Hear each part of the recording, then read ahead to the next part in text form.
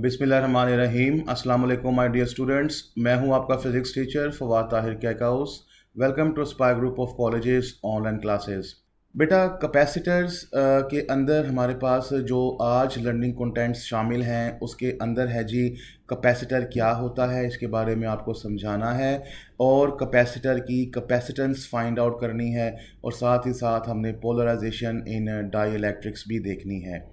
Students, capacitor के बारे में मैं आपको बताता हूँ। कैपेसिटर एक डिवाइस है जिसके बारे में कहा जाता है कि ये इलेक्ट्रिकल चार्जेस को स्टोर करता है, लेकिन बाज़ टीचर्स इससे इख्तलाफ करते हैं, जिनमें मैं भी हूँ।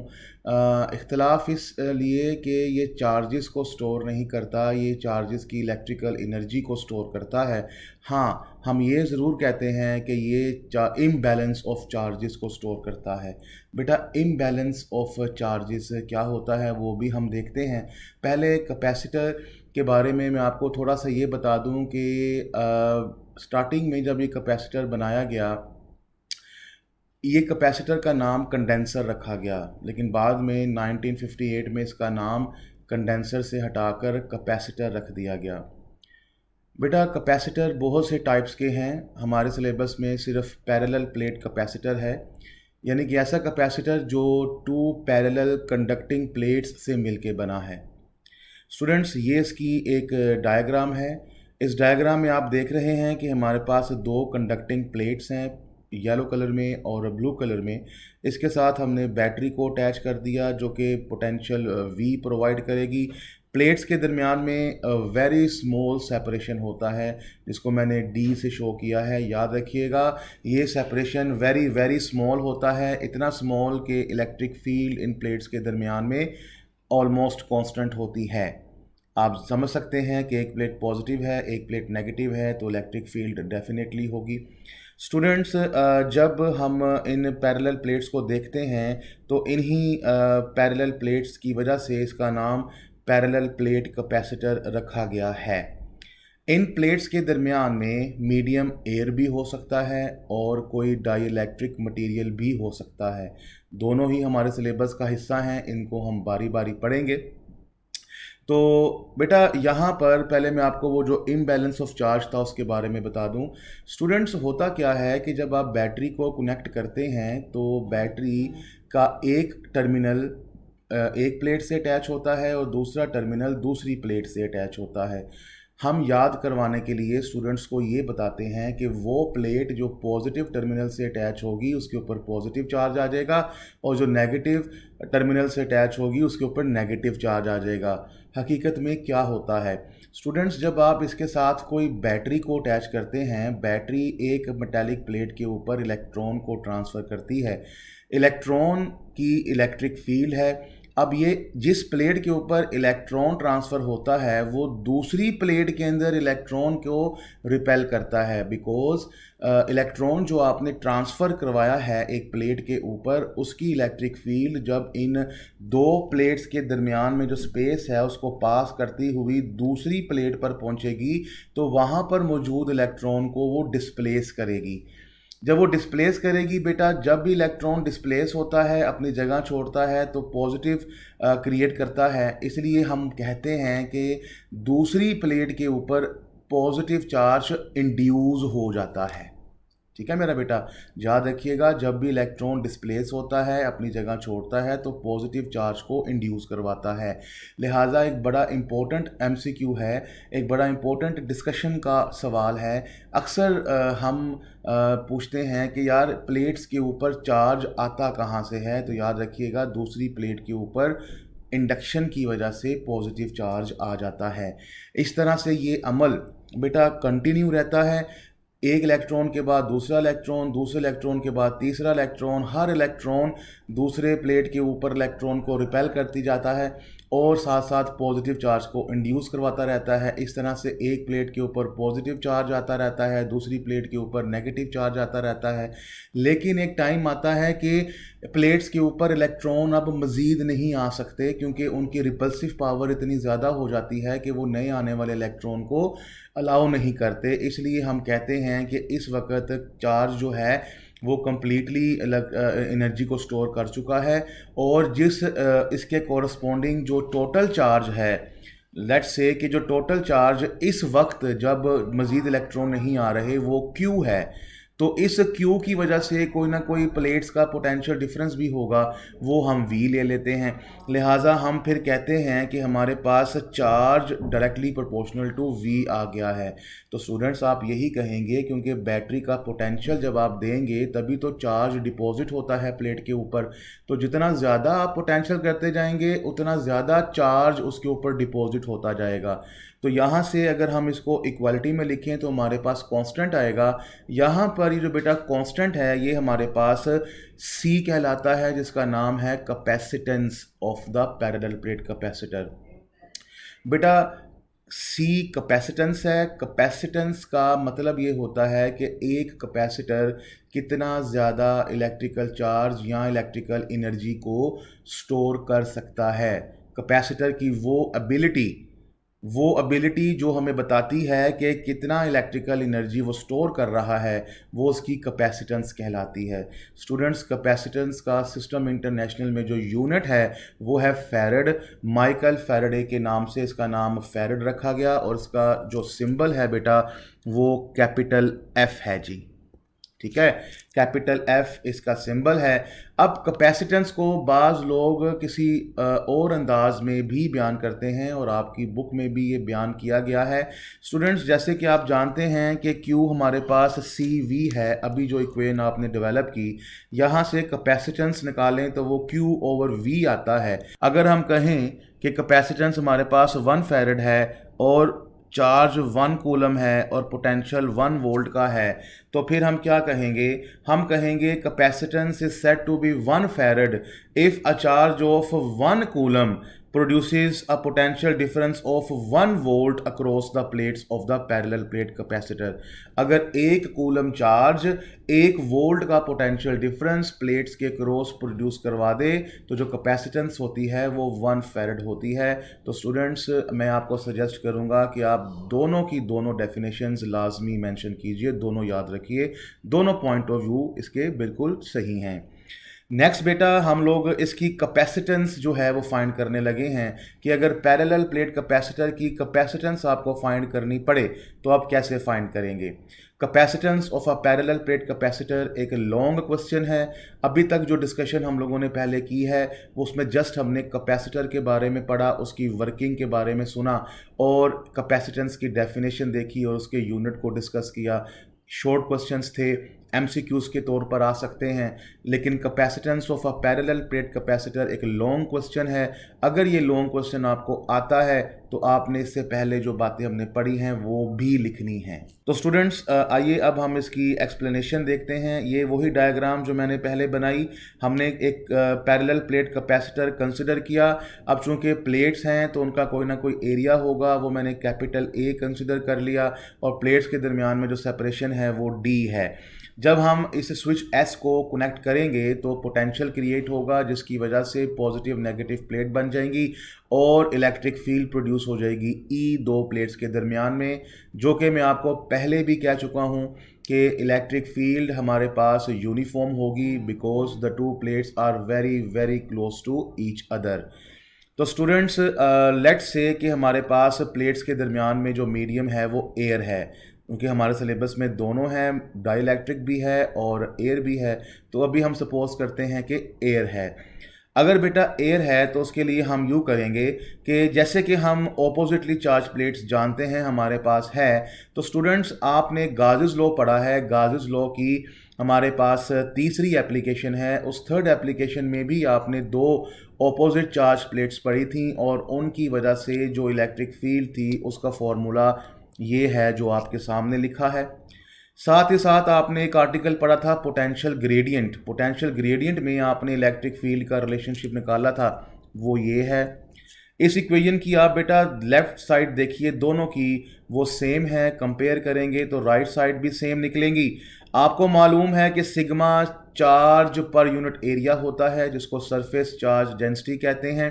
सिग्मा की जगह पर इसकी वैल्यू को इंसर्ट करेंगे तो हमारे पास ये इक्वेशन डेवलप हो जाएगी। स्टूडेंट्स, अगर हम यहाँ पर क्रॉस मल्टीप्लिकेशन करें, यानी कि v को उठाकर यहाँ ले जाएं और एप्सिलॉन नोट को उठाकर यहाँ ले जाएं, तो क्रॉस मल्टीप्लिकेशन के नतीजे में ये मेरे पास इक्वेशन डेवलप होती है।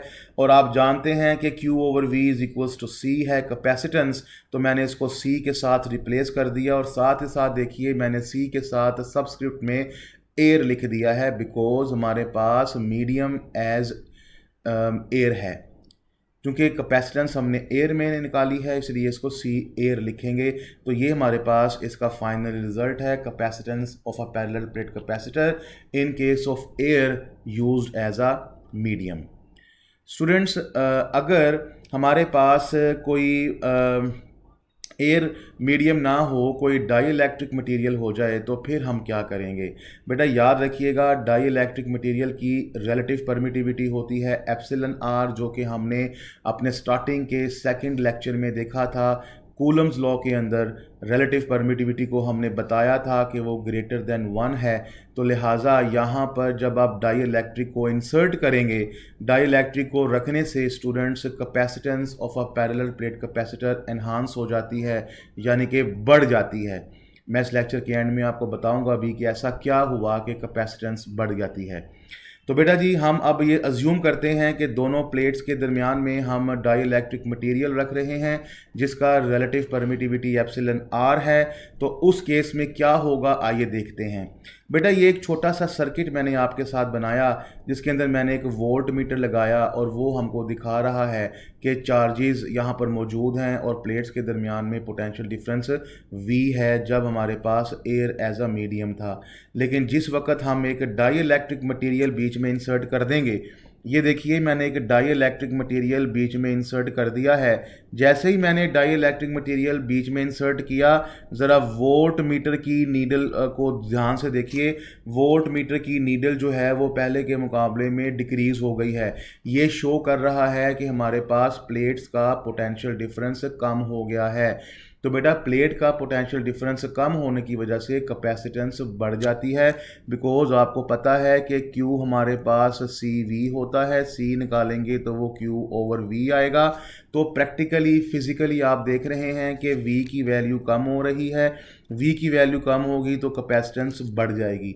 ये आप लोगों ने इस एक्सपेरिमेंट के थ्रू एक छोटा सा एग्जांपल आप लोगों ने देखी कि वाकई में डाई इलेक्ट्रिक रखने से कैपेसिटेंस हमारे पास बढ़ती है। लेकिन असल में होता क्या है वो भी हम थोड़ी देर में देखते हैं। तो स्टूडेंट्स, अगर चूंकि कैपेसिटेंस हम लोगों ने मीडियम के केस में निकालनी है, तो मीडियम के केस में हमारे पास कैपेसिटेंस के अंदर ए एप्सिलॉन नोट के साथ एप्सिलॉन आर भी आ जाएगा, क्योंकि आप लोगों ने मीडियम इंसर्ट कर दिया है। यहाँ पर स्टूडेंट्स हमारे पास ये वाला फैक्टर जो आप देख रहे हैं, ये हमारे पास सी एयर है। तो मैं ये लिख सकता हूँ कि C medium is equals to C air multiply by epsilon R. तो ये मेरे पास एक रिलेशन आ जाता है। ये दोनों जब आपस में मल्टीप्लाई होंगे तो आंसर ग्रेटर देन 1 हो जाएगा, यानी कि कैपेसिटेंस जो मीडियम की होती है वो ग्रेटर होती है एज़ कंपेयर टू एयर। तो ये आप लोगों का रिजल्ट था जी। तो यहाँ से आपको पता लग गया कि जो कैपेसिटेंस है in the presence of dielectric वो ज़्यादा होती है। अब बेटा जी कुछ फैक्टर्स हैं जो कैपेसिटेंस के ऊपर अफेक्ट करते हैं। ये बड़ा इंपॉर्टेंट शॉर्ट सवाल है अपने आप में, लेकिन ये लॉन्ग सवाल का हिस्सा है, बीच में लिखना भी है और ये MCQs के तौर पे भी आता है। पहला फैक्टर जी एरिया ऑफ द प्लेट। जैसे कि आप कैपेसिटेंस के फॉर्मूले में देख रहे हैं, एरिया लिखा है। अगर आप एरिया बढ़ा देंगे कैपेसिटेंस बढ़ जाएगी, एरिया कम कर देंगे कैपेसिटेंस कम हो जाएगी। दूसरा है जी separation between the plates. Separation between the plates D आप देख रहे हैं कि डिवाइड हो रहा है, यानी कि इन्वर्स रिलेशन है। सेपरेशन बढ़ा देंगे तो कैपेसिटेंस हमारे पास कम हो जाएगी, सेपरेशन कम करेंगे कैपेसिटेंस बढ़ जाएगी। तीसरा फैक्टर बेटा हमारे पास है मीडियम। आप जैसे जैसे मीडियम को चेंज करते जाएं कैपेसिटेंस आपकी चेंज होती जाएगी। So these are the 3 factors that affects the capacitance of the parallel plate capacitor. Students, यहाँ पर मैं आपके साथ एक छोटा सा इंट्रोडक्शन दे रहा हूँ डाई इलेक्ट्रिक कॉन्स्टेंट और डाई इलेक्ट्रिक कोएफिशिएंट। ये एक डेफिनेशन भी है, एक अलग से शॉर्ट सवाल भी है, लेकिन ये लॉन्ग सवाल का हिस्सा है। जैसे कि आप जानते हैं सी एयर इसके बराबर है, सी मीडियम इसके बराबर है। करना सिर्फ आपको इतना सा है, इन दोनों को डिवाइड कर देना है। जब आप इन दोनों को डिवाइड करेंगे आपके पास इक्वेशन ये बनेगी, कुछ फैक्टर्स यहाँ पे कैंसिल आउट होंगे, आपके पास निकल आएगा epsilon R is equals to C medium over C air. Basically ये जो आपने एप्सिलन आर निकाला है, ratio between the two capacitances, ये ही आपके पास डाइलेक्ट्रिक कोफिशिएंट और डाइलेक्ट्रिक कांस्टेंट है, जिसको हम लोग यूँ डिफाइन करते हैं, it is the ratio of the capacitance of a parallel plate capacitor with an insulating substance as medium between the plates to the capacitance with air as medium between them। ठीक है जी, तो ये एक important definition है और यहाँ से आप डाइलेक्ट्रिक कांस्टेंट के बारे में बता भी सकते हैं और आप क्लियरली कह भी सकते हैं कि डाइलेक्ट्रिक कांस्टेंट ग्रेटर देन 1 है, बिकॉज सी मीडियम ज़्यादा है, ऊपर वाली वैल्यू ज़्यादा हो नीचे वाली वैल्यू कम हो तो हमारे पास वो ज़्यादा हो जाता है। तो स्टूडेंट्स ये हमारे पास कैपेसिटर का कंप्लीट आर्टिकल था, जिसके अंदर आप लोगों ने कैपेसिटर के बारे में पढ़ा, कैपेसिटेंस के बारे में पढ़ा और कैपेसिटेंस निकालना सीखा as a in which air is used as a medium और in which dielectric material is used as a medium. ये सारा लॉन्ग सवाल है, तो ये आपने अच्छे तरीके से मेरा बेटा याद करना है। अगर आपको कोई पॉइंट मुश्किल लगता है, आप अपने वीडियो को रिवाइंड कीजिए, दोबारा से वो सुनिए और अपनी प्रॉब्लम मेरे साथ डिस्कस किया कीजिए। मैंने एक दो बच्चों के कमेंट्स पढ़े हैं, वो कहते हैं सर आर्टिकल समझ में नहीं आया। तो बेटा समझ में क्या नहीं आया मुझसे वो पूछा करें। अब आर्टिकल ऐसा तो हो नहीं सकता कि सारे का सारा समझ में ना आए, कोई पॉइंट्स होंगे जिसकी वजह से आपको वो आर्टिकल तंग कर रहा है, मुझसे वो पॉइंट डिस्कस किया कीजिए कि सर इस पॉइंट पे आपने ये कहा था, इससे आगे समझ में नहीं आया, या ये पॉइंट क्लियर कीजिए। ठीक है बेटा, तो अभी तक हम लोगों ने कैपेसिटर के बारे में पढ़ा।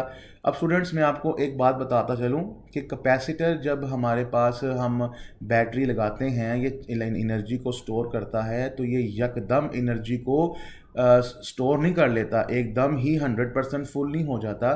कैपेसिटर आहिस्ता आहिस्ता जो है एनर्जी को स्टोर करता है, यकदम से 0 से 100% नहीं चला जाता, 0 से 10, 10 से 30, 30 से 50, 50 से 80, इस तरह करके वो स्टोर करता है। तो स्टूडेंट्स अब हम अपना आर्टिकल नेक्स्ट देखते हैं, जो कि एक इम्पोर्टेंट शॉर्ट क्वेश्चन है, पोलराइजेशन इन डाइलेक्ट्रिक्स। और इसी आर्टिकल के अंदर मैं आपको बताऊंगा कि क्यों कैपेसिटेंस हमारी बढ़ जाती है, ऐसा क्या होता है। बेटा डाइलेक्ट्रिक आपको मालूम है कि एक इंसुलेटर को कहते हैं और इंसुलेटर के अंदर हमारे पास चार्जेस मौजूद हैं जो कि बाउंड होते हैं, वो मूव नहीं कर सकते एक एंड से दूसरे एंड के ऊपर, लेकिन हम उनको अपनी मर्ज़ी से ओरिएंट करवा सकते हैं, प्लेस करवा सकते हैं, रोटेट करवा सकते हैं। कैसे? जैसे बेटा ये फ़र्ज़ कर लीजिए मेरे पास एक डाइलेक्ट्रिक मटेरियल है, इसमें लेट्स से कि ये पॉजिटिव है ये नेगेटिव है, मैं मिसाल ले रहा हूँ। अगर अगर ये डाइलेक्ट्रिक है तो मैं नेगेटिव आयन या पॉजिटिव आयन को मूव नहीं करवा सकता, लेकिन मैं इनकी पोजीशन अपनी मर्ज़ी से इस तरह से रोटेट ज़रूर करवा सकता हूँ। मूव तो नहीं करवाया लेकिन रोटेट करवा सकता हूँ। ये कैसे होता है बेटा जी? हमारे पास डाइलेक्ट्रिक के अंदर जो मॉलिक्यूल्स हैं वो उनके अंदर इलेक्ट्रिक फील्ड पाई जाती है between the plates of the capacitor. The negative charges electrons are attracted towards the positive charge plate and the positive charges, जिसको हम न्यूक्लियाई कहते हैं, वो अट्रैक्ट करते हैं नेगेटिव चार्ज प्लेट। तो डाइलेक्ट्रिक के अंदर बेटा मॉलिक्यूल्स होते हैं, जब हम डाइलेक्ट्रिक को किसी ऑपोजिट चार्ज प्लेट्स के अंदर रखेंगे, उनके मॉलिक्यूल्स के अंदर जो पॉजिटिव और नेगेटिव आयंस हैं वो अपने आप को रीअरेंज करेंगे, जैसे कि मैंने अभी आपको बताया। जब ये मॉलिक्यूल्स अपने आप को रीअरेंज करेंगे, पॉजिटिव चले जाएंगे नेगेटिव की तरफ, नेगेटिव चले जाएंगे पॉजिटिव की तरफ। यही जो रीअरेंजमेंट होती है ना बेटा, रीअरेंजमेंट, इसी को ही पोलराइजेशन कहते हैं डाइलेक्ट्रिक्स के अंदर। तो ये डायग्रामेटिकली मैं आपको दिखा रहा हूँ। डायग्राम में आप देख रहे हैं एक पॉजिटिव प्लेट है, एक नेगेटिव प्लेट है, इसके दरमियान में इलेक्ट्रिक फील्ड होगी जो कि मैंने आपको शो करवाई है, पॉजिटिव से नेगेटिव, जिसको मैंने EP कह दिया है। ये मॉलिक्यूल्स मैंने बीच में आपको दिखाए हैं, पॉजिटिव नेगेटिव की तरफ चले गए, नेगेटिव नेगेटिव पॉजिटिव की तरफ चले गए और पॉजिटिव नेगेटिव की तरफ चले गए। मज़ीद जब आएंगे तो फिर आगे पॉजिटिव नेगेटिव की तरफ जाएंगे, नेगेटिव पॉजिटिव की तरफ जाएंगे। इस तरह से हमारे पास एक पॉजिटिव और नेगेटिव का एक पेयर बनता चला जाएगा। ये जो बेटा हमारे पास ये पेयर्स बन रहे हैं, इन पेयर्स को हम इलेक्ट्रिकल की दुनिया में डाइपोल्स कहते हैं। ये जो पेयर्स बेटा हमारे पास बनेंगे इनको हम लोग डाइपोल्स कहेंगे, क्योंकि इन डाइपोल्स की वजह से हमारे पास एक साइड जो है वो नेगेटिव हो जाती है, एक साइड पॉजिटिव हो जाती है। अब बेटा जी बात ये है कि हमारे पास जब ये डाइपोल्स बनते हैं, ये डाइपोल्स बनने के बाद आप ज़रा गौर से देखिएगा कि हर डाइपोल की एक साइड पॉजिटिव है और एक साइड नेगेटिव है, तो डाइपोल के अंदर भी इलेक्ट्रिक फील्ड पैदा हो जाएगी जो कि पॉजिटिव से नेगेटिव की तरफ जाएगी ऐसे। तो जब बेटा इसका मतलब ये हो गया कि हमारे पास डाइपोल्स की भी इलेक्ट्रिक फील्ड है जो कि प्लेट्स की इलेक्ट्रिक फील्ड के ऑपोजिट है, तो बेटा जी हमारे पास जो नेट इलेक्ट्रिक फील्ड है उस पर क्या फ़र्क पड़ेगा। अगर आप गौर से देखें तो प्लेट्स की इलेक्ट्रिक फील्ड स्ट्रॉन्ग है, डाइपोल्स की इलेक्ट्रिक फील्ड वीक है।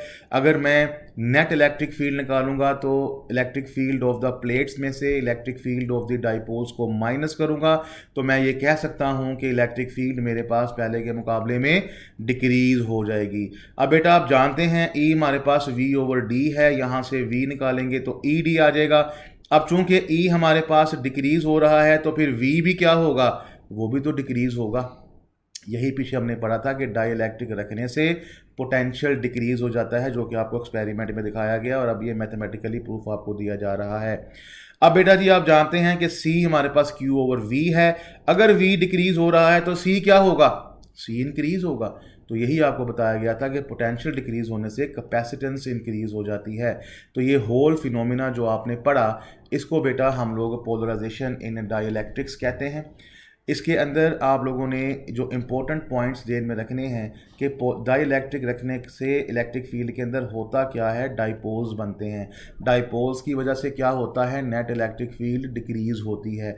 इलेक्ट्रिक फील्ड डिक्रीज़ होने से क्या होता है, पोटेंशियल डिक्रीज़ होता है। पोटेंशियल डिक्रीज़ होने से क्या होता है, कैपेसिटेंस बढ़ जाती है।